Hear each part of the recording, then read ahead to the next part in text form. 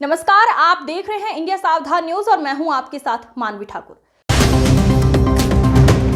गुजरात के डांग जिले के मुख्यालय आहवा में आज भारतीय जनता पार्टी द्वारा एक भव्य अभिनंदन समारोह का आयोजन किया गया। ये कार्यक्रम भाजपा आदिवासी मोर्चा के नवनियुक्त प्रदेश अध्यक्ष श्री गणपत सिंह वसावा के सम्मान में आयोजित किया गया था, जिसमें भारी संख्या में कार्यकर्ताओं और स्थानीय नेताओं का हुजूम उमड़ पड़ा। प्रमुख हस्तियों की गरिमामयी उपस्थिति, समारोह की शोभा बढ़ाने के लिए प्रदेश और केंद्र स्तर के कई दिग्गज नेता उपस्थित रहे। श्री नरेश भाई पटेल, आदि जाति विकास मंत्री गुजरात सरकार, श्री धवल भाई पटेल, लोकसभा दंडक एवं सांसद वलसाड डांग, श्री विजय भाई पटेल, आहवा दंडक, विधानसभा उत्साहपूर्ण रैली और स्वागत कार्यक्रम की शुरुआत एक भव्य रैली के साथ हुई। डांग के जमीनी स्तर के कार्यकर्ताओं ने ढोल नगाड़ों और पारंपरिक उल्लास के साथ गणपत सिंह वसावा का स्वागत किया।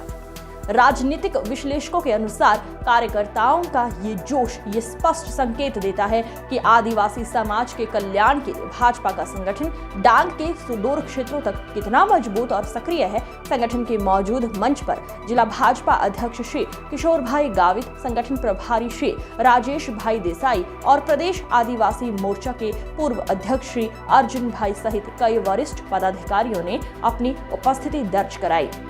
इसके अलावा प्रदेश आदिवासी मोर्चा के महासचिव श्री पीयूष भाई पटेल, पूर्व भाजपा अध्यक्ष श्री दशरथ भाई, जिला महासचिव श्री हरिराम भाई सावंत, आहवा के सरपंच हरीश चंद्र भाई, हरीश भाई बसाव, मयूर भाई बिराडे, मधु भाई जिला एवं तालुका पंचायत के अध्यक्ष, विभिन्न गांव के सरपंच और आदिवासी समाज के प्रमुख नेता भी इस गौरवशाली पल के साक्षी बने। रिपोर्टर घीसाराम चौधरी।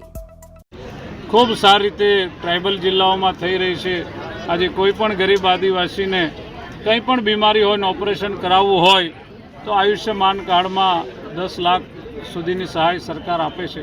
त्यारे अमारो अने नरेशभाईनो हेतु एटलो ज छे कि समग्र गुजरात में 1 करोड़ करता वधारे आदिवासी भाई बहनों छे, एमना घर सुधी भारतीय जनता पार्टी ने पहोंचाडवानुं, एमनो विकास करवानुं, एमना अधिकारोनी रक्षण करवानी बात होय અને આવનારા તાલુકા પંચાયત જિલ્લા પંચાયતની ચૂંટણીમાં ભારતીય જનતા પાર્ટી ભાજપને રામ રામ કહીને ફરી કોંગ્રેસમાં ગયા છે અને કોંગ્રેસને ઊભી કરવા માટે એડીચોટીનું જોર લગાવી રહ્યા છો, શું કહેશો એને?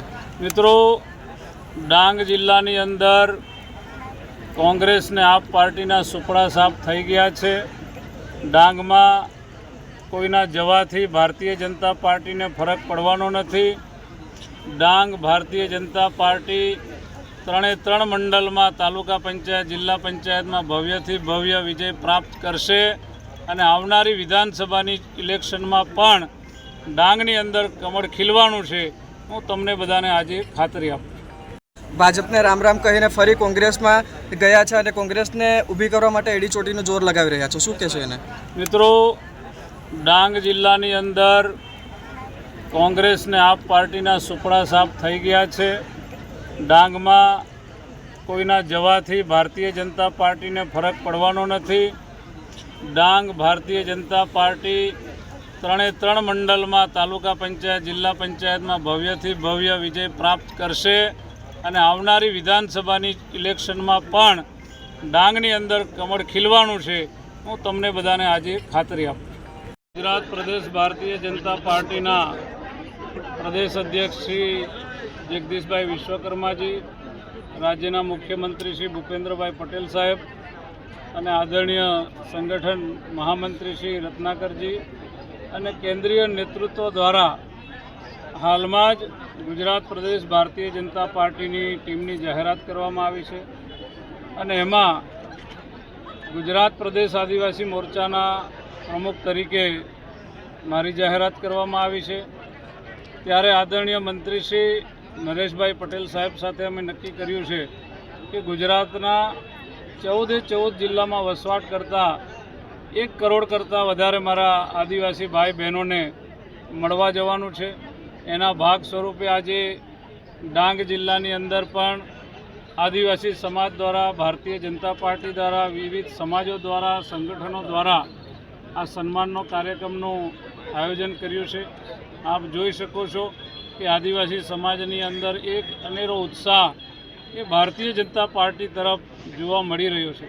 कारण के સરકારો તો વર્ષોથી અનેક હતી, પરંતુ ક્યારેય પણ આદિવાસી સમાજની સમસ્યાઓનું હલ નહોતું. ગુજરાતમાં ભારતીય જનતા પાર્ટીની સરકાર આવી.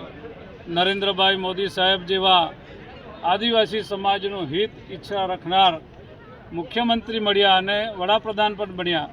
ત્યારથી આપણે જોઈ રહ્યા છે કે સમગ્ર ગુજરાતમાં આદિવાસી સમાજને જંગલની જમીનો મળી રહી છે.